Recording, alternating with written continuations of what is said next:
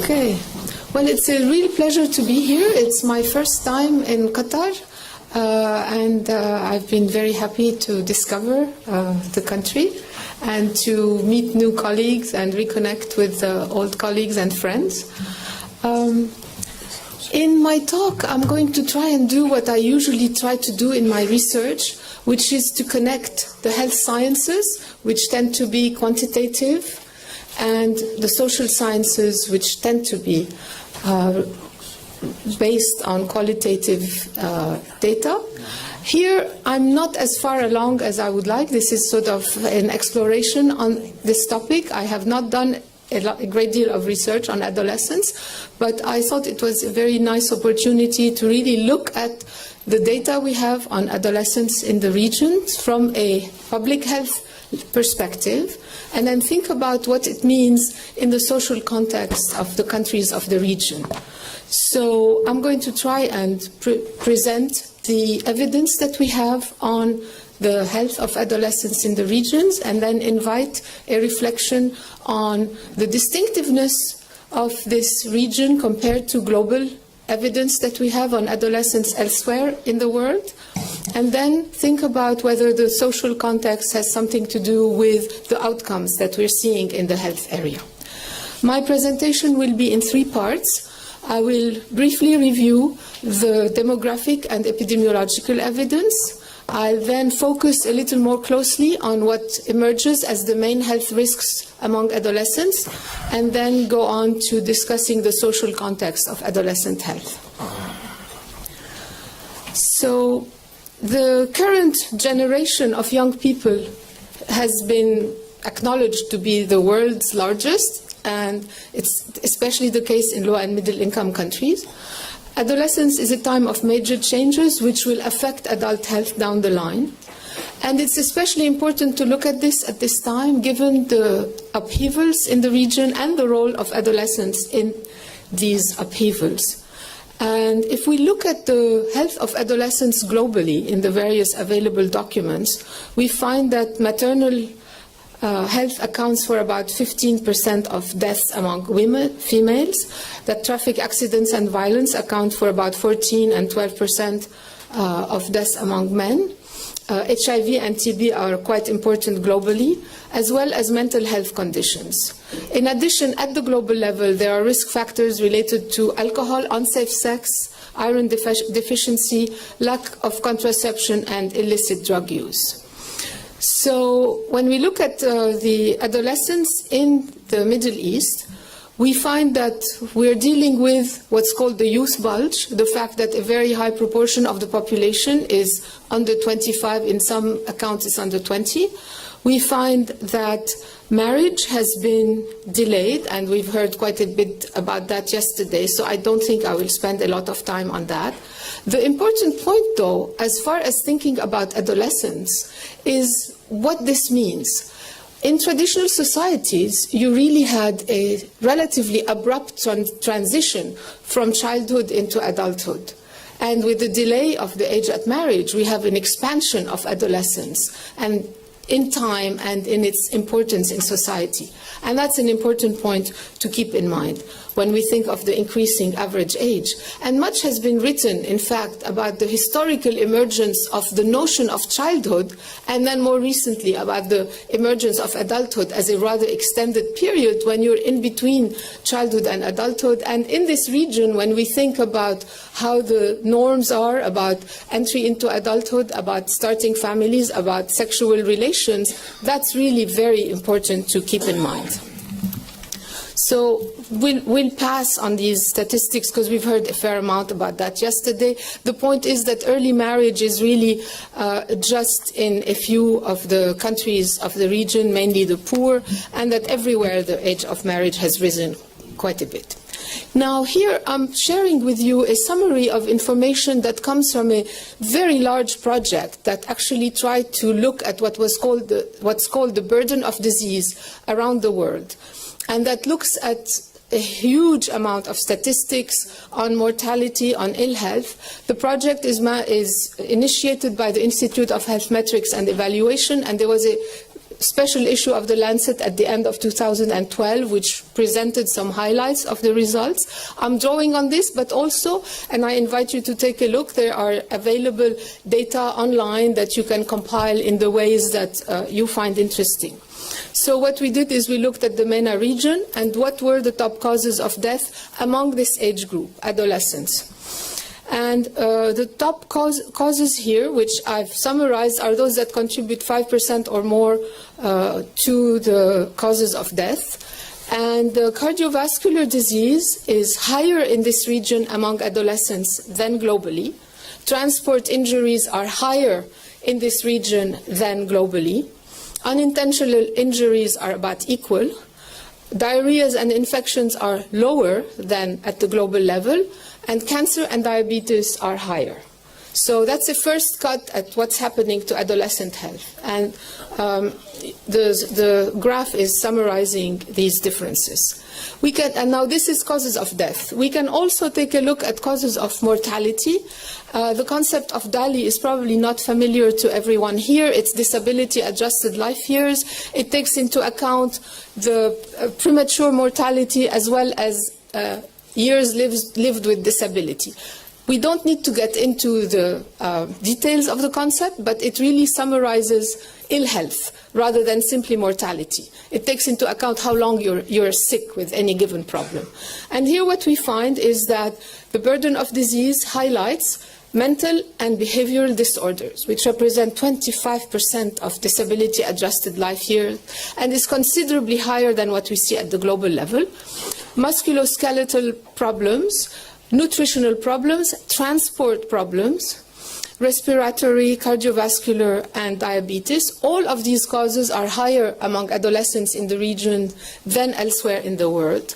Diarrheal infections are lower than global. What does this all mean? It means that the epidemiologic transition has really taken place. In other words, there has been a shift from infectious and maternal causes of death and ill health to the chronic, non-communicable diseases. We see this here. The region has really accomplished this transition, except for the usual exceptions that we see when we look at the Arab world, Sudan, Somalia, Djibouti. But by and large, we've moved to non-communicable disease. So now let's take a closer look at the main health risks among adolescents. What I've summarized are the main ones, taking into account both causes of death and DALYs. And the first one are those causes that contribute to cardiovascular, circulatory problems, and diabetes. And foremost among these is overweight and obesity. The second problem are transport injuries, which I'll be talking about. The third is the burden of mental health. And the fourth, which I've added because its effects do not show in statistics today, but it might later down the line, is smoking. So these are the four problems I'll be talking about. As you see on this graph, overweight and obesity are high. These are selected statistics from different countries in the region from various sources, so they're not absolutely strictly comparable, but I thought they'd give you an order of magnitude of the problems. What we see, unfortunately, is that this region of the Arab world, the Gulf countries, are the champions of overweight and obesity, and it is not a good distinction to have. We can think about the countries of the Arab world as belonging to three groups. The first are those where the so-called nutrition transition has taken place already.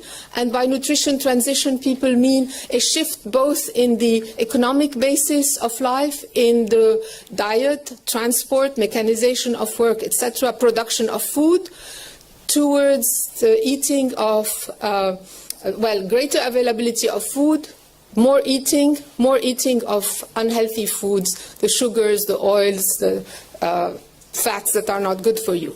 And globally, we see this nutritional transition as a result both of so-called development, of the marketing of foods, of the power of big business, big food, big drink, big salt, big sugar, which are now a big topic of discussion in the public health literature. Because the realization has been that it's not only individuals who actually gain weight, it's the structural conditions in which they live which make them more likely to gain weight. So attention needs to be directed at structural factors.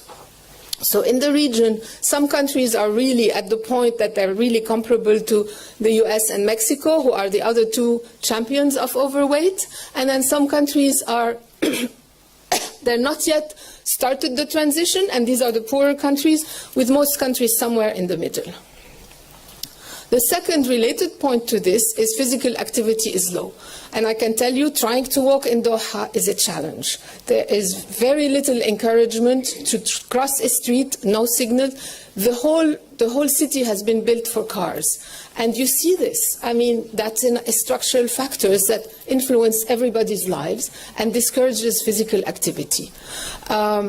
So the surveys that have been conducted globally and that have included countries of the region show that the percentage of adolescents who are sufficiently active is low, and probably, although I haven't made systematic comparison, a great deal lower than in other regions.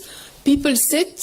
Women who used to move for housework are also not as physically active, and that is reflected in obesity, starting fairly early. I've put a little graphic about moving for health because this is an effort of the World Health Organization regional office to try and encourage physical activity and remind you that there is something that could be done about these problems. Transport injuries, this was for me a realization of what all of us have experienced in our lives, that every so often you hear of somebody being in a car accident. And the situation in the Arab world as a whole is far worse than in the rest of the world. Transport injuries are the second leading cause of death among male adolescents in the region, and the region has the second highest mortality rate in all low and middle income countries for traffic accident.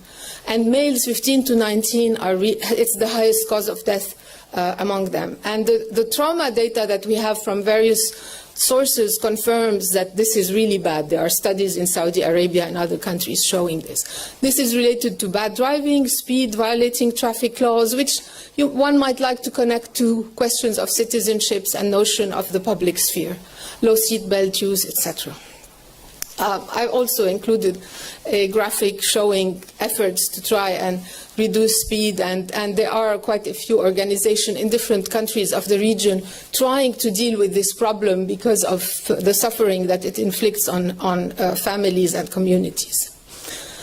Now to smoking, also way too high, especially among males.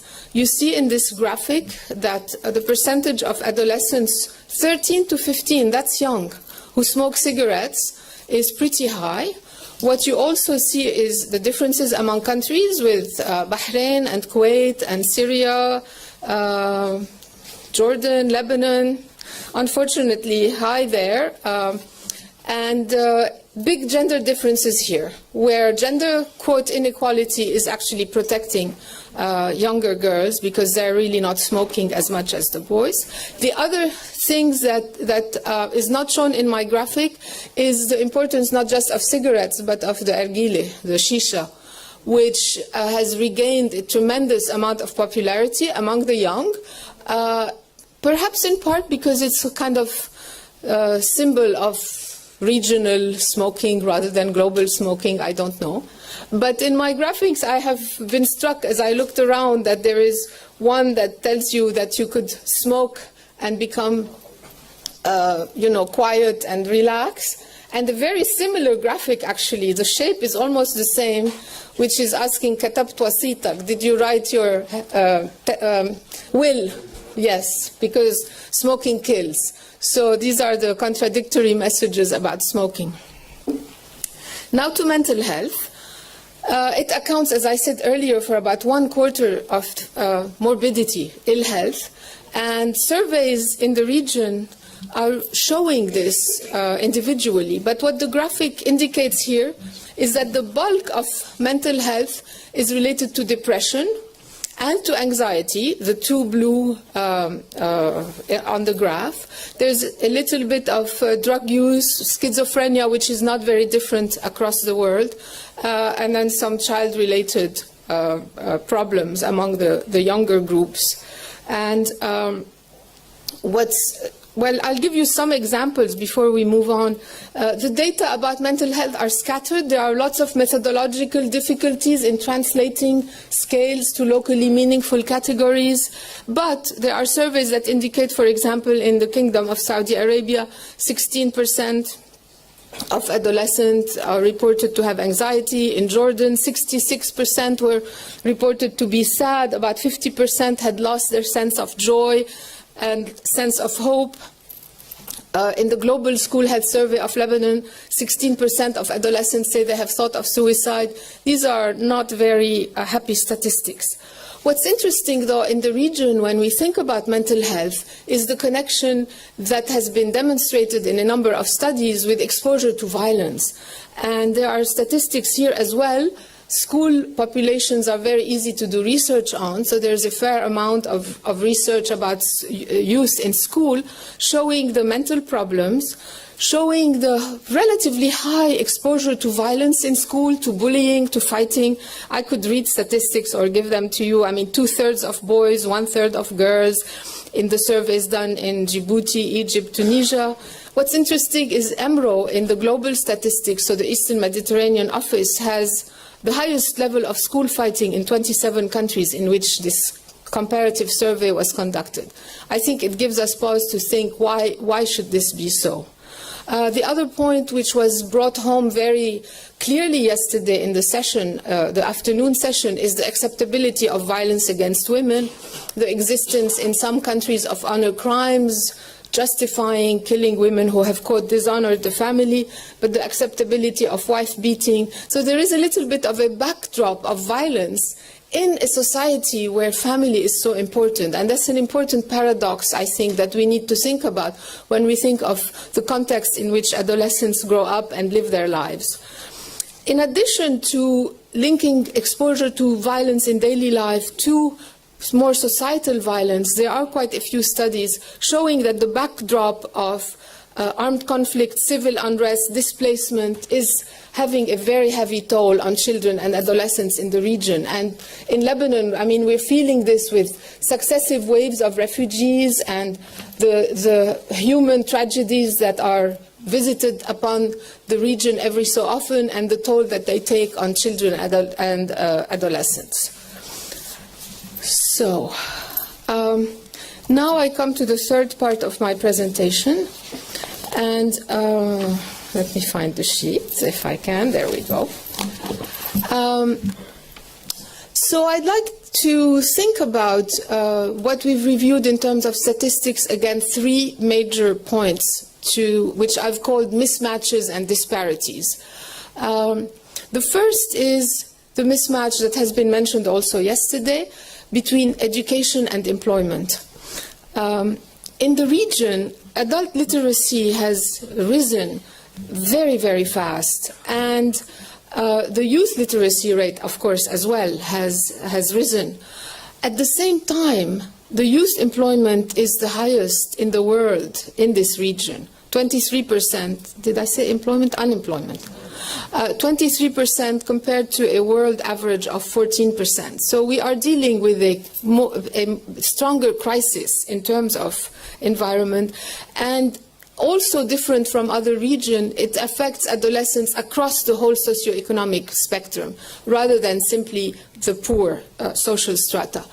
This is happening in an environment that has not very good for job opportunities because of poor regulatory environment, the perception of nepotism and corruption, the lack of actual opportunity, the stagnation, etc. And in fact, in the Human Development Report of 2013, they pointed this out and thought that this was an important factor contributing to political instability. Again, our colleague Dr. Kurbaj mentioned this point, the link between education and political instability. And they say that the recent social upheaval show that a mismatch between education and economic opportunity can lead to alienation and despair, especially among young people. Of 20 countries with the largest increases in mean years of schooling, 8 were Arab. Employment opportunity, however, have failed to keep pace with educational attainment. So this has been really pointed out. And it leads adolescents to a degree of alienation, perhaps some despair that they can have a future that is at the level of their expectation, and the high level of migration. The second area where I think we have a big mismatch is in gender. Because in gender we've had tremendous progress in women's education. We've had, for example, in countries, in a number of countries, including in this region, the gender gap in education has more than closed, and there are more females than males at different levels of schooling. But at the same time, if you look at summaries of gender in this region, such as the Global Gender Gap that's done by the World Economic Forum, there were 14 Arab states listed in the 2013 report, all ranked among the bottom 30 out of 136 countries. So we're champions there in the other direction, in being the worst in terms of some indicators. And why this is so is because in addition to education, these indicators look at women's employment, women's rights, women's political participation, and those are really low. Women in the labor force in this region are about 26% compared to a world average of 51%. So we are quite low. And we all know, I'm not going to go into the details of the discrimination against women and girls that is found both in the formal structures of laws and employment and in the informal ways that this is happening. However, we want to also point out that there have been legal reforms in a number of countries, including some in this region, granting women some rights as citizens similar to those of men, but still limited legal protection for women. Yes, actually this is, I think, my last slide. The third area in which there are mismatches and disparities is reproductive health. And here, I mean, much has been written about this, the fact that with delayed marriage, premarital sex is the only option for some people. What's important to note is that this is happening with insufficient information and protection. I believe this is my last slide. So the aspirations of youth and their hopes for a better future are taking place in a difficult context. The family is something they're very attached to, their countries, their communities, but at the same time, they don't see opportunities, so this is leading to emigration, or at least hopes for emigration, and we see again dramatic illustration of this with some of the boat people that are now coming from the Arab world rather than simply from the African continent. We have also the problem of, on the one hand, aspiration towards democratic values, but also the attractiveness of fundamentalist ideologies that really are attractive to some young people because they feel it's giving more meaning to their lives than what they're finding in the usual environment that they live in. And lastly, I think we do have an important generation gap, not only in the sense that has been mentioned yesterday of disparities in level of education, but this whole social media. You have a category of young people who are totally savvy with electronic and social media, and a generation of leaders, many of whom can barely use computers. So the statistic here that I put at the end is the percentage of youth who think they will move away, and I think those are statistics that should make us really think, is there anything that we can do? I will leave you with one last point. I have tried to connect the health and the social, but we don't have very good studies, really, that make the connection. This is a bit of speculation. I think what we should really try to understand is there's the structural level, there's the individual level. We need to understand these intermediate structures. We talk about the family and the community, but the evidence on how these affect behaviors, norms, values is not very strong. And I think there is a research agenda here. Thank you.